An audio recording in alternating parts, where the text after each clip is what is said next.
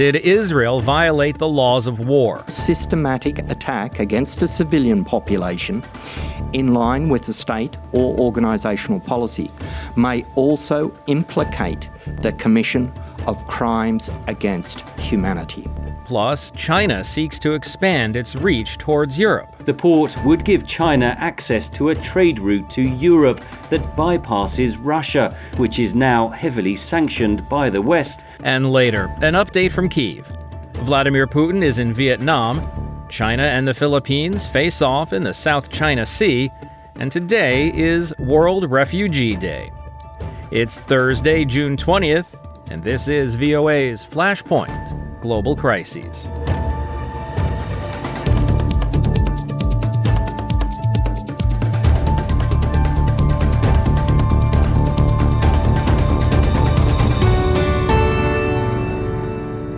Good evening, I'm Steve Karish in Washington. The UN Human Rights Office said Israeli forces may have violated the laws of war in Gaza and failed to distinguish between civilians and fighters. Another UN inquiry on Wednesday said the high civilian cost amounted to extermination of Palestinians in Gaza. Israel has dismissed both reports. Reuters' Lucy Fielder has more. Israeli forces may have repeatedly violated the laws of war and failed to distinguish between civilians and fighters in the Gaza conflict, according to the UN Human Rights Office on Wednesday. Separately, the head of a UN inquiry accused the Israeli military of carrying out the extermination of Palestinians. The UN Rights Office, or OHCHR, issued a report examining 6 Israeli attacks that caused many casualties and destroyed civilian infrastructure. This was its spokesperson, Jeremy Lawrence. It notes that unlawful targeting, when committed as part of a widespread or systematic attack against a civilian population in line with the state or organisational policy, may also implicate the commission of crimes against humanity. Israel's permanent mission to the United Nations in Geneva characterised the analysis as factually, legally and methodologically flawed. It said the OHCHR had, at best, a partial factual picture. Lawrence said the attacks examined occurred before December, but were part of a continued pattern, though it was getting harder to assess the situation on the ground as the war went on. In a separate meeting of the UN Human Rights Council in Geneva, the head of the UN Commission of Inquiry, Navi Pillay, said perpetrators of abuses in the conflict must be brought to account. She repeated findings from a report published last week that both Hamas militants and Israel have committed war crimes.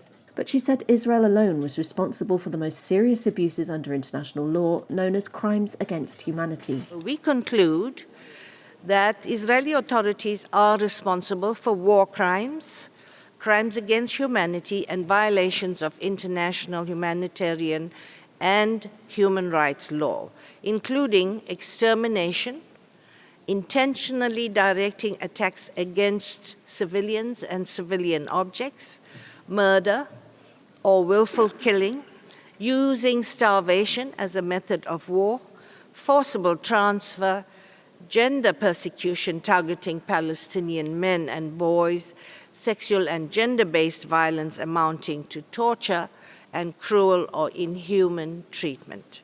Israel, which does not cooperate with the inquiry and alleges an anti-Israel bias, chose the mother of a hostage held by Hamas to speak on its behalf at the meeting. The international community must not allow political consideration to override our core human values. And it criticised the report on the grounds that it did not give due attention to the hostages taken by Hamas in its attack on southern Israel on October 7th.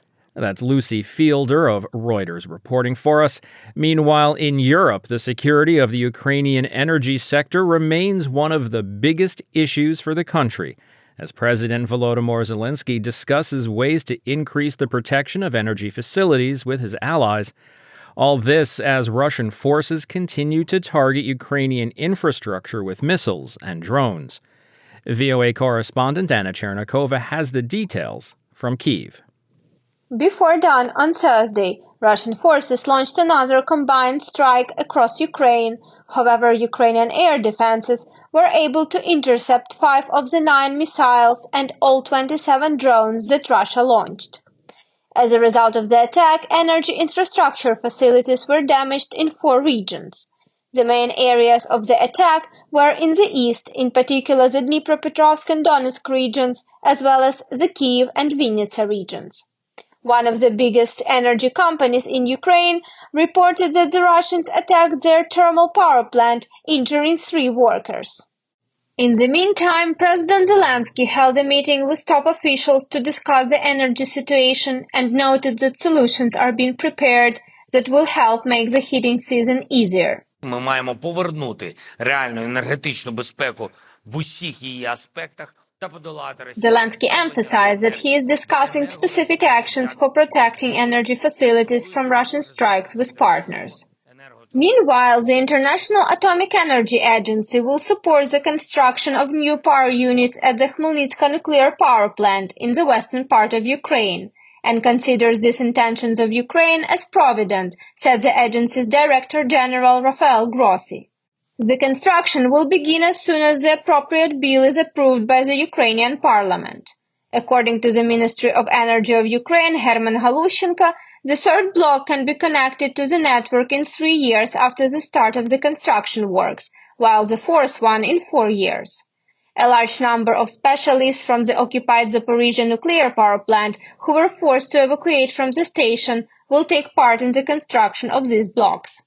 Rafael Grossi noted that the International Atomic Energy Agency will support these actions, and also said that he discussed this with the Minister of Energy of Ukraine and the Director of Energoatom, which operates the plant. According to Grossi, the International Atomic Energy Agency believes that these are very timely plans and that Ukraine needs to continue moving forward regardless of how events develop at the Zaporizhzhia nuclear power plant, which is currently occupied by Russia. Anna Chernikova, VOA News, Kyiv. As Russia continues its attacks in Ukraine, Russian President Vladimir Putin is continuing his diplomatic trip in East Asia. Thursday finds him in Vietnam. Kylie Vaughn has more. Shortly after agreeing to a defense pact with North Korea during his visit to Pyongyang, Putin arrived in Vietnam Thursday for an official visit with President To Lam. The two countries signed several agreements, including bilateral cooperation on oil and gas, nuclear science, and education.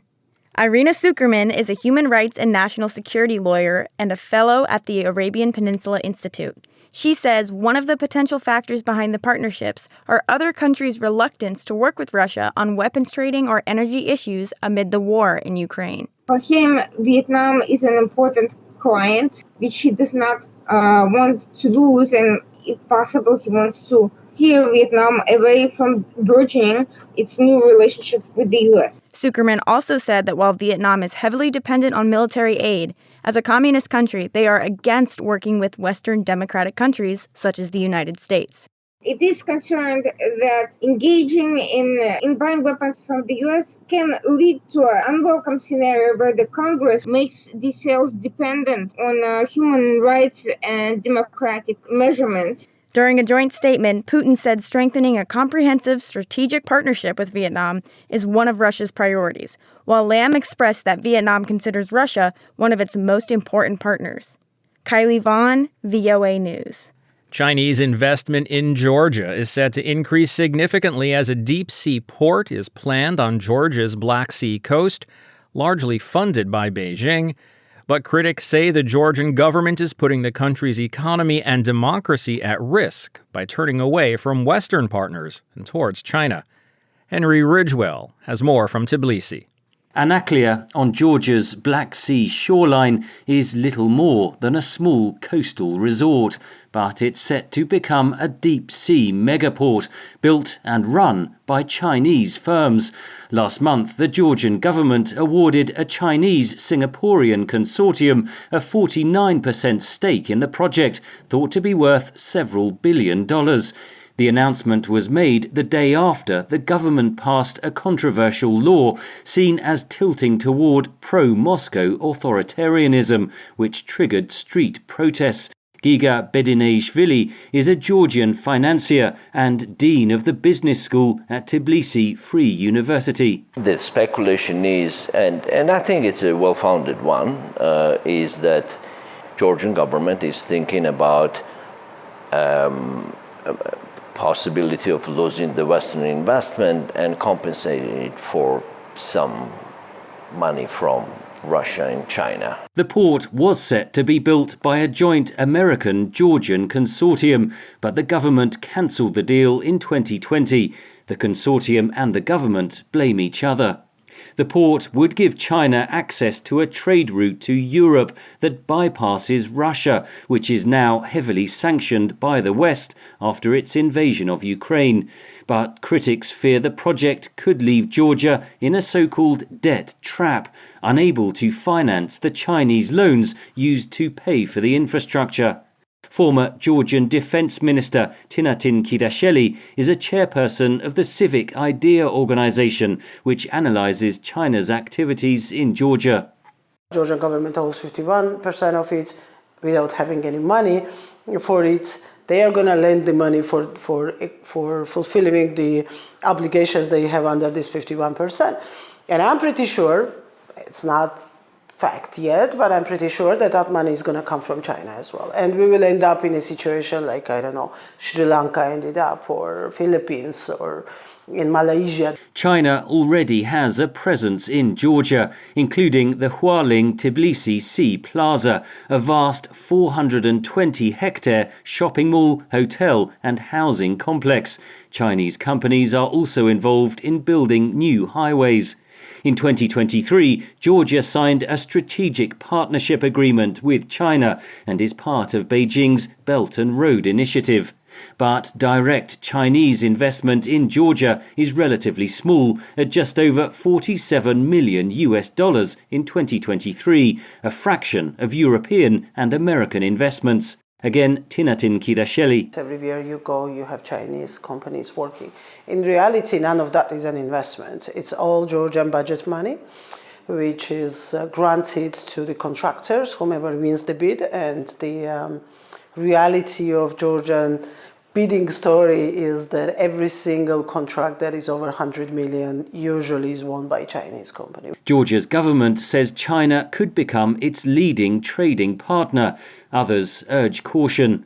Again, Giga Bedineshvili of the Tbilisi Free University Business School. China and Russia, they strategize when they do something like that. They want to invest to then have political influence and have a the impact on local situation, and therefore we need to be careful on that. Georgia's government denies it is seeking to turn away from the West.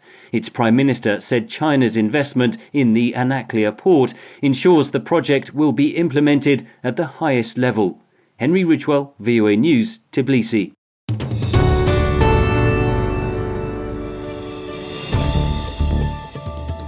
You're listening to Flashpoint Global Crises from the Voice of America. I'm Steve Karish in Washington. It's World Refugee Day. We'll learn more about that in a few minutes. Now, we just heard how China is seeking to expand its influence in Georgia through development. China is also seeking to expand its influence and its territorial waters through less diplomatic means in the South China Sea. A spokesperson for the Philippine Navy said that China's Coast Guard personnel acted like a band of barbarians during a Philippine resupply mission to a contested shoal in the South China Sea this week. It led to injuries and damage to vessels. Video released Thursday by the Philippines shows Chinese Coast Guard personnel wielding axes and spears, puncturing Philippine inflatable boats, damaging their instruments, and stealing from them. A Philippine sailor suffered serious injury after what its military described as intentional high-speed ramming by the Chinese Coast Guard, aiming to disrupt the resupply mission for troops stationed at the Second Thomas Shoal. 非方的船只不仅夹带建筑材料，还偷运武器装备。 Lin Jian is spokesperson for the Chinese Foreign Ministry.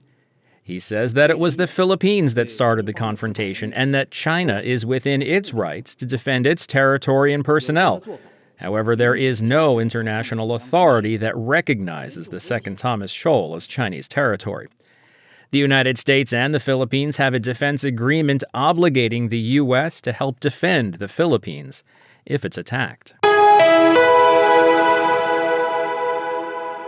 And finally today, our look at World Refugee Day. This month, the Norwegian Refugee Council's director said the utter neglect of displaced people has become the new normal. With crises across Africa, in Sudan, Somalia, the Sahel, and the DRC seeing funding far below what nonprofits say is needed.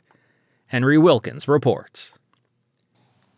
The UN says about 117 million people were forcibly displaced in 2023, making it the 12th straight year that the number has risen.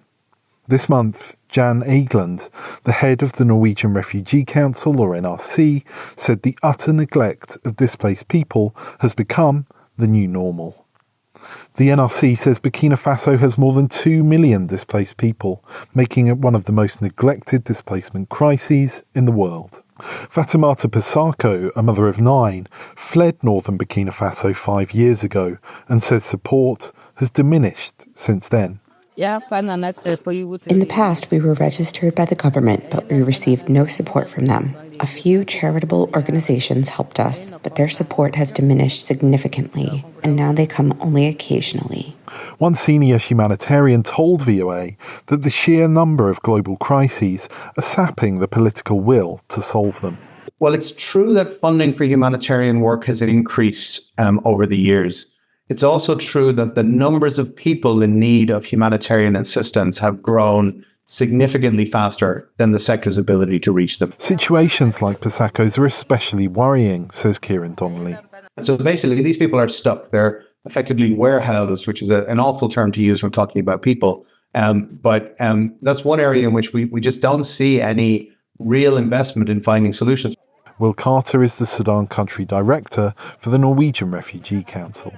Never have I known such a miserly funding environment, which has led to sort of pretty, let's say, awful service coverage for people who are starving. And never have I seen such a level of diplomatic and to an extent media neglect over some horrendous crises. Pisako says she understands the funding problems and prays for the conflict to end. The international community remains concerned about our situation, and while Burkina Faso's conflict continues, I understand it is not easy for them either. I pray for the conflict to end so that I can return to my village. Like millions of other refugees, all she wants to do is return home. Henry Wilkins, VOA News. The UN High Commissioner for Refugees, Filippo Grandi, is marking World Refugee Day on Thursday in Sudan and South Sudan, where he's been traveling this week, highlighting the situation of millions of people displaced by war. VOA's UN correspondent Margaret Bashir spoke to him from New York and has this report. Sudan's war has triggered one of the largest displacement crises on the planet, according to the United Nations. It broke out in April 2023 between two rival generals and has pushed internal displacement to nearly 10 million people and driven 2 million more to seek safety in neighboring countries. The UN High Commissioner for Refugees, Filippo Grandi, met some of the displaced this week in Kosti, in the southern part of Sudan. They're fleeing horrible violence, very severe violations of human rights, but increasingly they're also fleeing deprivation, and in particular food insecurity and in some cases hunger. So you have a multiplication of factors that are all generated clearly by this insane war that doesn't seem to end. In South Sudan, the UN Refugee Agency is working to assist them. But humanitarian aid is only a short-term solution. Peace is what is needed, he said. Again, UN Refugee Chief Filippo Grandi. My appeal is really to everybody who has any influence on the parties in this conflict. push them not towards the battlefield, but to the negotiating table. Elsewhere in Africa, the effects of the climate crisis are driving displacement, forcing people to move, especially when coupled with conflicts. Again, UN refugee chief Filippo Grandi. And there, what happens is that climate becomes a cause of conflict. It deprives very poor communities living together of basic resources, water, for example. The communities start fighting, and this generates displacement. Globally, the numbers of displaced people, refugees, and asylum seekers have been increasing over the last 12 years to a staggering 120 million. Ukraine, Syria, and Afghanistan account for just over half of all forcibly displaced persons. Filippo Grandi. This tragic progression will just continue if at least some of these conflicts are not resolved and the conditions for people to return, which is still the best solution, are not created. This is the big challenge. Grandi warns that it will be difficult for an increasingly divided world to meet growing global challenges. Margaret Bashir, VOA News, the United Nations. In Peshawar, Pakistan, former school teacher Zargona Hamidi is teaching other young Afghan refugee women like herself how to make fashion jewelry so they can help support their families. Muska Safi has the story narrated for us today by Bezan Hamdard. Afghan refugee Zargona Hamidi is giving lessons in the art of making fashion jewelry from her house in the Pakistani city of Peshawar. Hamidi, who married a Pakistani citizen and has 4 children, says she started the training to help young Afghan refugee women deprived of education and job opportunities. It's been a month and a half since I started teaching 15 young women. I teach them how to make earrings, bracelets, necklaces, anklets, and other things. In our area, most of the girls are not educated. Therefore, I decided to help them learn something so they would support their families. Most of Hamidi's students are happy for the opportunity to earn money. Her student Fatima goes by her first name. We come here from 2 to 5 p.m. and have learned a lot. I want to learn the art further to start making jewelry at home and help my husband. Hamidi says that Afghan refugees, particularly women, do not have many opportunities to work in Pakistan. 5 years ago, she was a school teacher, but she lost that job as Pakistan imposed restrictions on Afghan refugees. She says that despite being a college graduate, she cannot find a job because she's a refugee with an Afghan citizen card, which grants only limited rights. She says when officials look at her documents and qualifications, they say you have the education, but when she shows her Afghan citizen card, they tell her they can't give her a job. I am educated and have a BA, but I can't find a job. When they look at my documents and CV, they say, you have the education. But when I show my card, they tell me they can't give me a job. The United Nations says that around 3.1 million Afghan refugees live in Pakistan, 800,000 of whom hold Afghan citizen cards. In addition to being married to a Pakistani citizen, Hamidi was born in Pakistan but still does not have citizenship. Hamidi says she calls on the Pakistani government to grant nationality to those Afghans who were born in Pakistan or those who married Pakistanis. It will help improve the prospects of their children who need an education. I call on the Pakistani government to grant nationality to those Afghans who were born here or those who are married to Pakistanis. It will help our children with their future as they have to get an education.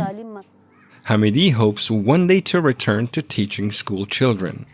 For Muska Safi in Peshawar, Pakistan, Bejan Hamdard, VOA News. And that's going to wrap it up for today. There is more VOA coverage 24 hours a day on our website, voanews.com, and across our social media platforms. On behalf of everyone here at VOA, thanks for listening. Until tomorrow, I'm Steve Karish.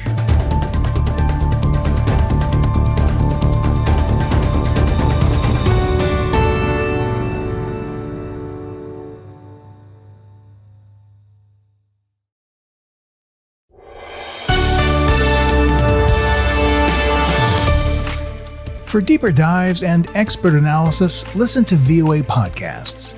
Issues in the News explores the biggest stories every weekend, while International Edition keeps you informed every weekday. Plus, with the 5-minute newscast at the top of every hour, you're always up to date.